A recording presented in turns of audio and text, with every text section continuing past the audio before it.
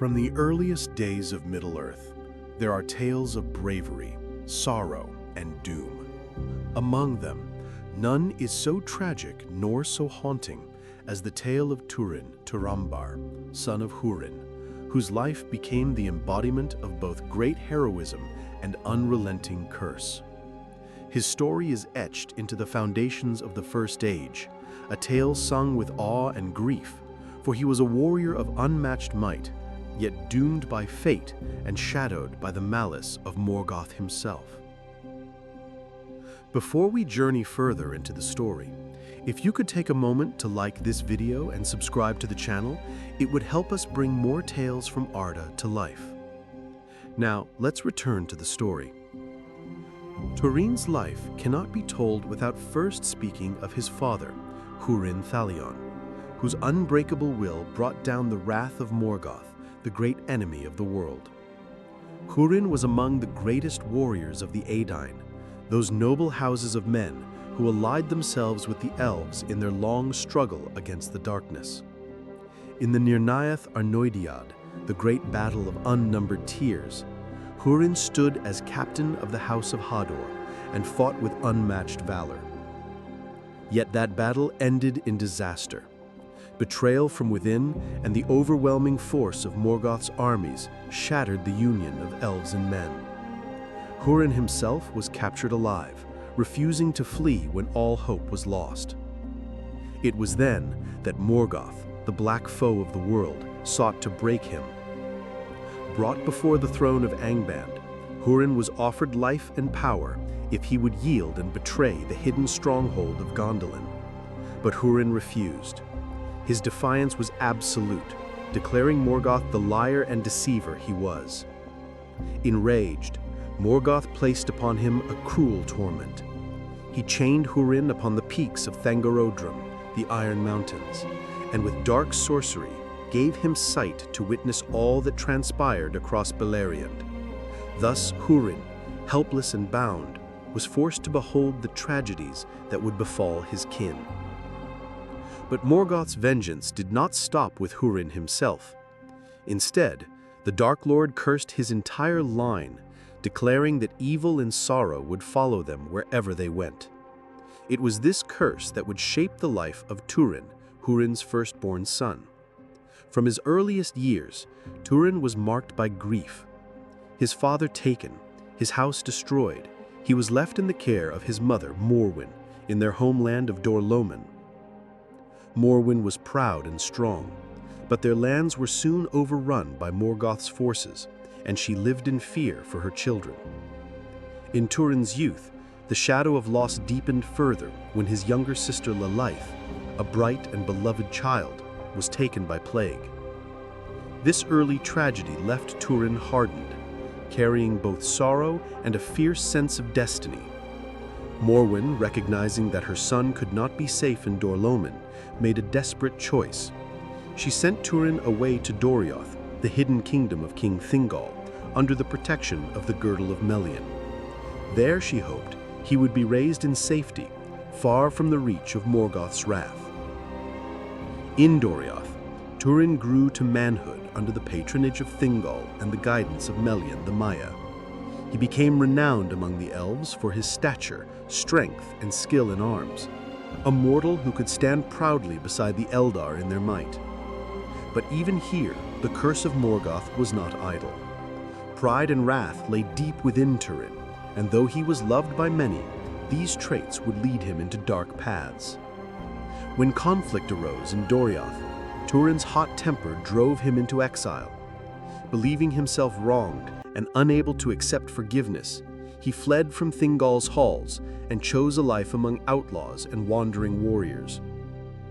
Wherever he went, Túrin sought to carve out a new destiny for himself, naming himself anew Gorthal, the Dreadhelm, Agarwine, son of Umarth, meaning blood-stained, son of ill fate. Each name marked another chapter in his struggle to escape the shadow that pursued him. Yet always, tragedy followed. When Túrin took command of outlaws, they brought both fear and destruction upon the land. When he joined with the men of Brethil or the elves of Nargothrond, His leadership was bold but prideful, and his choices often drew ruin to those who trusted him. His most fateful decision came in Nargothrond, where he counseled against secrecy and urged open war against Morgoth. In his pride, Túrin ordered the construction of a mighty bridge leading to the gates of Nargothrond, defying the wisdom of secrecy that had preserved the kingdom for centuries. This act would be the kingdom's undoing, for Morgoth's armies came, led by Glaurung, the father of dragons, a beast of fire and malice unmatched in Middle-earth. The great bridge gave Glaurung direct passage to Nargothrond's gates, and the city was sacked, its people slaughtered or enslaved. Túrin himself faced Glaurung in battle, yet the dragon's gaze bewitched him, freezing his will and sending him into despair.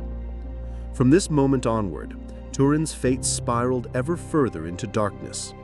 Glaurung's lies and sorcery would ensnare not only Túrin, but his kin, twisting their paths until the curse of Morgoth was fulfilled in its fullest cruelty. Glaurung's sorcery was not of mere fire and strength, but of deceit and domination. In the sack of Nargothrond, Túrin's courage faltered not from fear of death, but from the dragon's piercing eyes. With a gaze steeped in Morgoth's ancient malice, Glaurung wove enchantments of despair. He stripped Túrin of will, convincing him that his duty was not to save the captives of Nargothrond, but to abandon them and turn his thoughts to his kin. With cruel precision, the dragon sowed the lie that Morwen and his sister Nienor were suffering, forgotten and helpless in Dor-lómin. Thus ensnared, Túrin departed, leaving behind Finduilas, the princess of Nargothrond who had loved him deeply. She was taken by the orcs and slain, calling his name with her last breath. The death of Finduilas was one of the bitterest threads in Túrin's doom. For had he remained steadfast, she might have been saved, and another path opened to him. Yet Morgoth's curse worked through the dragon's tongue, ensuring that every choice led only to grief. Túrin returned north, searching desperately for his mother and sister, but in vain. Morwen had long since departed Dor-lómin, and Nienor, unknowing, was being drawn into the same tragic web. It was then, in a cruel twist, that Glaurung again set his will against Túrin's house. When Nienor, grown now into womanhood, sought tidings of her brother, she came upon the dragon in the wilds. With his fell breath and gaze, he cast upon her a spell of forgetfulness. Stripped of memory, bereft of name, she wandered the land until fate placed her upon Túrin's path. He, not recognizing her as his sister, and she not knowing him as her kin, came to love one another. In Brethil, Túrin carved out a new life. Taking the name Turambar, Master of Doom, he sought to reject the shadows of his past and rule his own fate. Among the woodmen of Brethil, he rose to honor and married Nienor, whom he knew only as Niniel, the Maiden of Tears. For a time, peace seemed to return to him. The curse lay dormant, and in their love there blossomed a fragile hope. Yet this hope, like all others in Túrin's life, was a cruel illusion. Word of Túrin's deeds reached far, and Glaurung, sensing the hand of fate still unfulfilled, came once more against him. The dragon descended on Brethil, spreading fire and terror through the woods. Túrin, resolute at last, took up his black blade Gurthang and went forth to face the great beast. Unlike before, he did not falter. With cunning and desperate strength, he drove his sword into the belly of the dragon, slaying Glaurung and ending his reign of ruin. It was Túrin's greatest victory, the slaying of the father of dragons, a feat sung of even among the elves. But victory brought no salvation, for as Glaurung lay dying, His last breath broke the enchantment of forgetfulness that bound Nienor.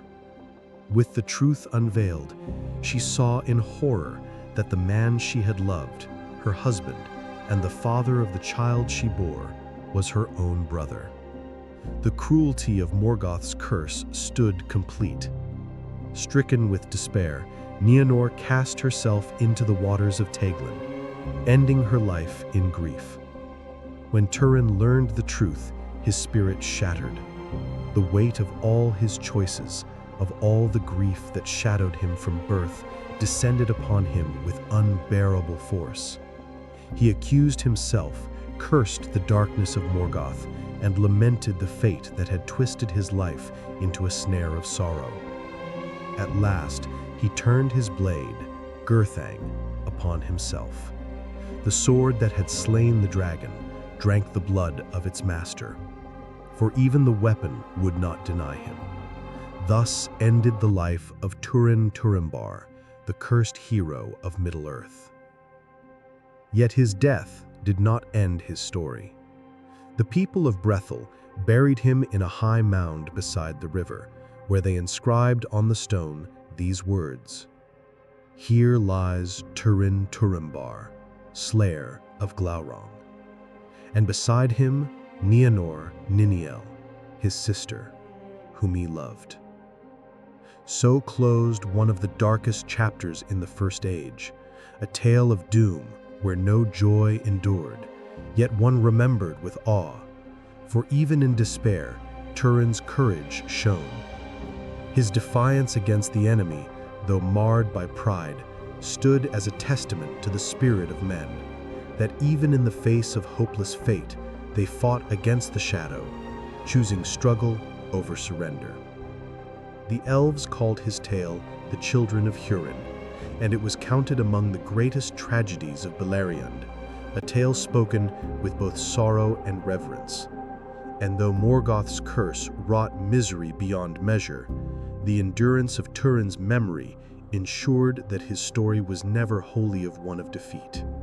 For in every word of his doom lay also the measure of his strength, a mortal man who bore a burden no soul should carry, and who faced it with unyielding will. If you enjoyed this story, feel free to like, share, and subscribe for more Arda tales. Thank you for watching.